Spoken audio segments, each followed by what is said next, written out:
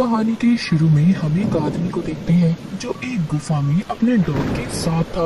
वहाँ पर बड़े से संदूक में खजाना छुपाने आया था और साथ ही उसने इस जगह का नक्शा भी बनाया हुआ था ताकि बाद में भी वो यहाँ पर आ सके। जब वो यहाँ से जा रहा था तभी सारी गुफा हिलने लगती है। ऐसे लग रहा था जैसे कोई ज़लज़ला आ गया हो। बाहर जाने का रास्ता बंद हो गया था। उस आदमी का डॉग तो दूसरी तरफ चला गया था पर वो उधर ही गुफा में फंस गया था। वो अपने डॉग को एक संदूक और यहाँ का नक्शा देकर कहता है, जाओ जाकर थोड़ी दूर एक विच का घर है जो जादू करती है, उसको ये चीजें जाकर दे आना।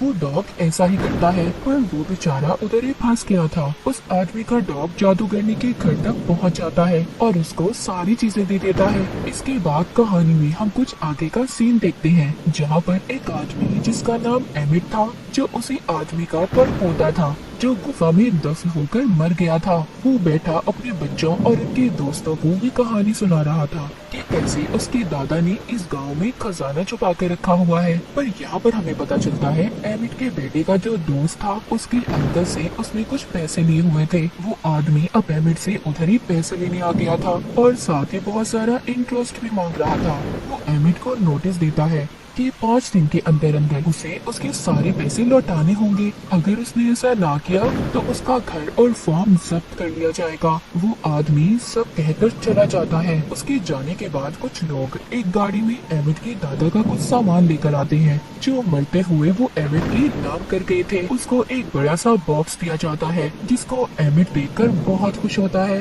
वो ये सोच रहा था कि शायद उसके अंदर बहुत सारे पैसे होंगे जो हमारे काम आएंगे और मैं अपना सारा कर्ज वापस कर दूंगा। लेकिन जब वो उस बॉक्स को खोलता है तो उसमें एक डॉग था जिसको टिम्बर कहकर बुलाया करते थे। वो उसको अपने बच्चों को देकर अपने दोस्त के साथ शहर की तरफ काम के सिलसिले में चला जाता है ताकि वो कुछ पैसों का बंदोबस्त कर सके और अपनी बड़ी बेटी को ये जिम्मेदारी देता है कि तुमने सब बच्चों का ख्याल रखना है। एमिट का बेटा उसके दोस्त की बेटी के साथ उस बॉक्स को उठाकर अंदर लेकर आता है जिसमें टिम्बर था। उसको उस बॉक्स में से अपने डैड के दादा की तस्वीर और एक नक्शा मिलता है जिसको उसके दादा ने गुफा में छुपाया था। एमिट का बेटा बहुत खुश होता है और सोचता है कि खजाने वाली बात बिल्कुल सच है। अब वो उस खजाने को ढूंढने का फैसला करते हैं। तभी उसकी बड़ी बहन आती है और कहती है मैं पार्टी में जा रही हूँ, तुम प्लीज घर पर रहना और घर से बाहर मत जाना।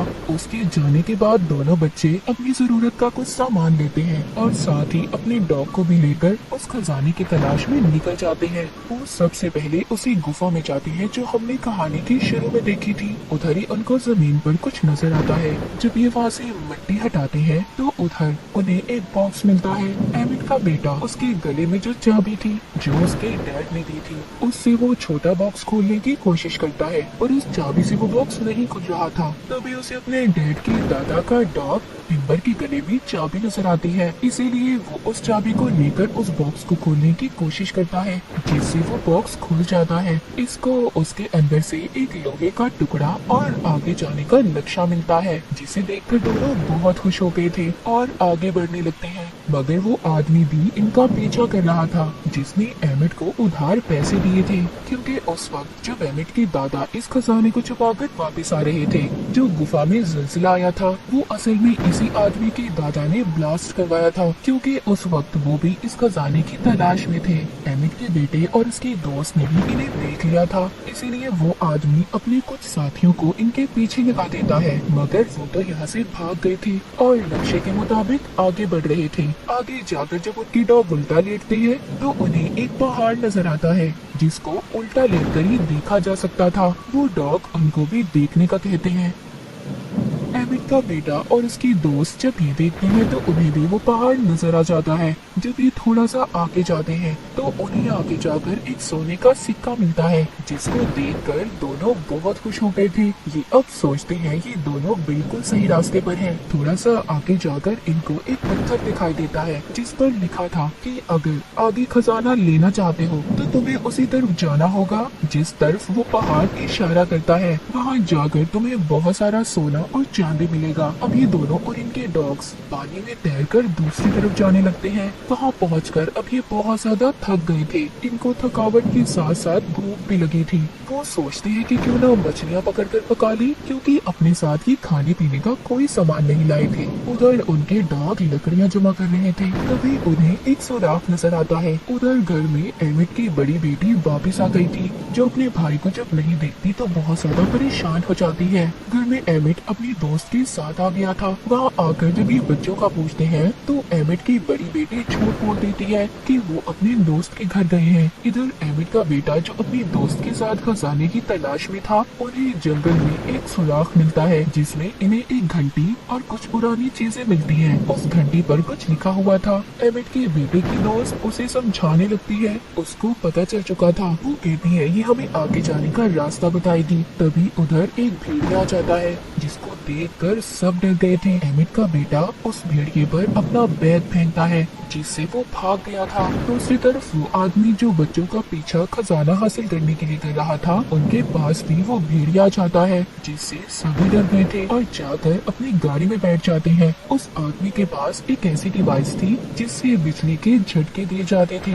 वो जब उस बिजली के झटके देने वाली डिवाइस को भेड़िए पर इस्तेमाल करने वाला था, तभी गलती से वो जल जाती है और हड़बड़ाहट में बिजली के झटके इसी आदमी और इसके साथियों को लग जाते हैं। उधर एमिट को जब बच्चे नहीं मिलते तो परेशान होकर वो उन्हें ढूंढने निकल जाता है। उधर एमिट के बेटे की दोस्त के पास एक ट्रैकिंग डिवाइस थी, जिसकी मदद से एमिट बच्चों को ढूंढने निकल गया था। उधर बच्चे आगे बढ़ते हुए उसी जादूगरनी के घर पहुंच गए थे, जिसको बहुत सालों पहले एमिट के दादा के डॉग ने एक बॉक्स और कुछ सामान दिया था। वो जादूगरनी कोई आम जादूगरनियों की तरह नहीं थी, वो तो बल्कि एक अच्छी जादूगरनी थी। जब वो बच्चों को ऐसे थका हुआ देखती है तो अंदर आने का कहती है और एमिट के बेटे की दोस्त की चोट पर दवाई लगाती है और बताती है कि मैं यहाँ पर अपनी माँ के साथ रहती हूँ, जो भी बाहर गई हुई है। एमिट का बेटा जब अपने बारे में बताता है तो जादूगरनी कहती है उसके डैड के दादा का नाम लेकर, क्या तुम उन्हें जानते हो? वो कहता है हाँ, वो मेरे डैड के दादा थे। तभी वो जादूगरनी उसको एक बॉक्स देती है, जो बहुत सालों पहले उसके डैड के दादा का डॉग इन्हें देकर गया था। वो बताती है कि मेरे खानदान के लोगों ने इसे संभाल कर रखा था और अगर तुम उनके रिश्तेदार हो तो तुम इसको ले सकते हो। एमिट का बेटा अब उस बॉक्स को अपने गले में लटकी चाबी से खोल देता है, जिसमें से उसे एक छोटी कुल्हाड़ी और आगे का नक्शा मिलता है। बच्चे जब बाहर देखते हैं तो उधर वही आदमी आ गया था जो इनका पीछा कर रहा था, मगर वो जादूगरनी अपने घर के खुफिया रास्ते से उन बच्चों को घर से बाहर जाने का रास्ता दिखाती है। तभी उसी जादूगरनी के दरवाजे पर वो आदमी भी आ गया था जो बच्चों का पीछा कर रहा था। वो जादूगरनी से पूछता है कि बच्चे कहाँ पर हैं, जिस पर वो झूठ बोलती है कि वो नहीं जानती कि बच्चे कहाँ पर हैं। वो आदमी इसको अपनी बिजली के झटके देने वाली डिवाइस दिखाकर डराता है। कहता है देखो, अगर तुमने मुझे सच ना बताया तो अच्छा नहीं होगा तुम्हारे साथ। उधर बच्चे अपनी आखिरी मंजिल की तरफ पहुंच गए थे, पर वहां पर एक झरना था और आगे जाने का कोई रास्ता नहीं था। लेकिन अचानक ही उधर उनके डॉग को जमीन पर कुछ निशान दिखाई देते हैं, जो शोर करके उनको अपनी तरफ बुलाते हैं। वहाँ निशान में एक छोटा लोहे का टुकड़ा, घंटी और छोटी कुल्हाड़ी रखने के निशान बने हुए थे। जो चीजें इनको अब तक मिल चुकी थी, उन चीजों को उधर लगाते ही पत्थरों के दरमियान एक रास्ता बन जाता है, जिसे देखकर वो बहुत खुश होते हैं। तभी उधर वही आदमी भी आ गया था जो इनका पीछा कर रहा था। वो कहता है शुक्रिया मेरे बच्चों, खजाने को ढूंढने के लिए। जब वो उस रास्ते पर जाने वाला था तभी उस गुफा से बहुत सारे चमगादड़ बाहर निकल आते हैं, जिससे सबका ध्यान भटक गया था। इस बात का फायदा उठाकर एमिट का बेटा उन सब चीजों को निकालकर अपनी दोस्त और डॉग्स के साथ अंदर चला जाता है, जिसके जाते ही रास्ता बंद हो गया था। वो अंदर आकर इधर उधर खजाना ढूंढने लगते हैं कि वो ही गुफा थी जहाँ पर एमिट के दादा ने खजाना छुपाया था। ये सब ट्रॉली में सवार होकर आगे बढ़ने लगते हैं। बाहर वो आदमी जो खजाने का पीछा कर रहा था, वो बॉम्ब को ब्लास्ट करके रास्ता खोल लेता है। तभी बॉम्ब के फटने की आवाज एमिट भी सुनता है। वो भी उधर पहुंच चुका था। अंदर गुफा में एमिट के बेटे को वही संदूक मिल जाता है जो एमिट के दादा ने छुपाया था। वो जब उसको खोलते हैं तो उसमें सिर्फ हड्डियां थी। वो सोचते हैं इतनी मेहनत करने के बाद भी हमें सिर्फ ये पुरानी हड्डियां मिली, क्या फायदा हमारी इतनी मेहनत का। पर टिम्बर को उधर सोने की एक हड्डी मिलती है। जब वो थोड़ा सा आगे जाकर देखते हैं तो वहाँ पर बहुत सारा सोना था। उनको अपनी आंखों पर यकीन नहीं आ रहा था कि उन्होंने खजाने को ढूंढ लिया। लेकिन उधर वो आदमी जो खजाने की तलाश में था उधर आकर सबको पकड़ लेता है। उधर ही जादूगरनी का डॉग भी आ गया था जो उस आदमी पर हमला कर देता है। तभी सारे डॉग उसके बाकी साथियों पर भी हमला कर देते हैं। तभी एक आदमी का हाथ वहाँ पर लगे हुए बॉम्ब पर गलती से पड़ जाता है जिससे वो जलने लगते हैं। पूरी गुफा हिलने लगी थी। सब लोग जल्दी जल्दी बाहर आ जाते हैं। बाहर आते ही वो आदमी जो खजाने के पीछे था सबको कहता है ये खजाना मेरा है और बिजली के झटके देने वाली डिवाइस से भी डराता है। तभी एमिट के बेटे के डॉग्स उस पर हमला कर देते हैं। वो डिवाइस गलती से ऑन हो जाती है। उसके चलते ही उसे और उसके साथियों को झटके लगने लगते हैं जिस पर सब हंस रहे थे। लेकिन एमिट अभी भी परेशान था क्योंकि उस खजाने तक जाने का रास्ता बंद हो गया था। वो सोचता है अब तो उसे 5 दिन बाद अपना घर खाली करना ही पड़ेगा। पर तभी उधर टिम्बर सोने की हड्डी लेकर आता है। अब उनको कहीं पर भी जाने की जरूरत नहीं थी। एमिट सोचता है कि इसको बेचकर तो उन्हें बहुत सारे पैसे मिल सकते हैं जिससे उनका घर भी बच जाएगा। मूवी के आखिर में दिखाया जाता है कि एमिट के बेटे को एक जानवर के कंकाल में से एक और खजाने का नक्शा मिलता है जिसको देखकर ये बहुत खुश होते हैं और फैसला करते हैं कि इस खजाने को भी ये ढूंढेंगे। इसी हैप्पी एंडिंग के साथ ये मूवी यहीं पर खत्म हो जाती है।